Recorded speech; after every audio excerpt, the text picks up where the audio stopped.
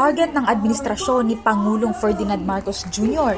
ang 6 na milyong pabahay sa loob ng 6 na taon sa buong bansa sa ilalim ng Pambansang Pabahay para sa Pilipino Housing o 4PH program.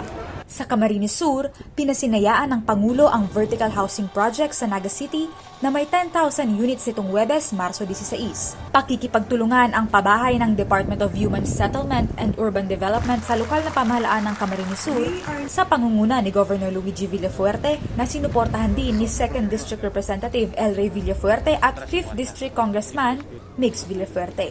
Hindi lang pabahay, kundi maayos na tinatawag na human settlement ang itatayo natin dito. Sa pamamagitan ng pagsisiguro na meron silang access sa mga mahalagang pasilidad gaya ng paaralan, pagamutan, mga estrukturang pangkabuhayan. This project will spur economic activity and growth in Camarines Sur and the Bicol region.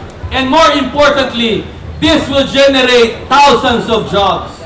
Ang aming probinsya at ang buong Bicol region ay madalas hinahagupit ng malalakas na bagyo. Kaya naman, malaking tulong para sa mga Bicolano ang magkaroon ng ligtas, matibay at komportableng tahanan. Bilang kalihim din ng Department of Agriculture, mahalaga kay Pangulong Marcos na personal niyang nakakausap ang mga magsasaka at mangingisda. Nakipagkita siya sa mga magsasaka sa bayan ng Pili, kung saan itinampok naman ang mga produktong agrikultural sa programang Kadiwa ng DA. Yung Kadiwa ay yung ginagawa ng market yan para makapagbili ang ating mga consumer, makapagbili ng mas mura na lalo na yung mga agricultural commodities.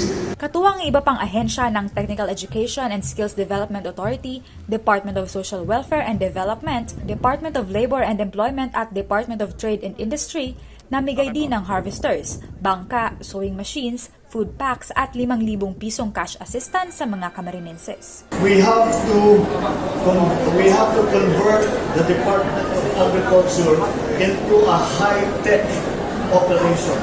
Ibang klase po talaga pag tayo nagsasama-sama, nagkakaisa, mas maraming magagawa, mas maganda ang laging nagiging resulta. Ayon sa Pangulo, layunin ng mga programa ng kanyang administrasyon na tuluyang makaahon ng bansa sa naging epekto sa ekonomiya ng COVID-19 pandemic. Naging epekto ng COVID sa ating ekonomiya ay nawala na. Nandiyan pa rin ang kaunti.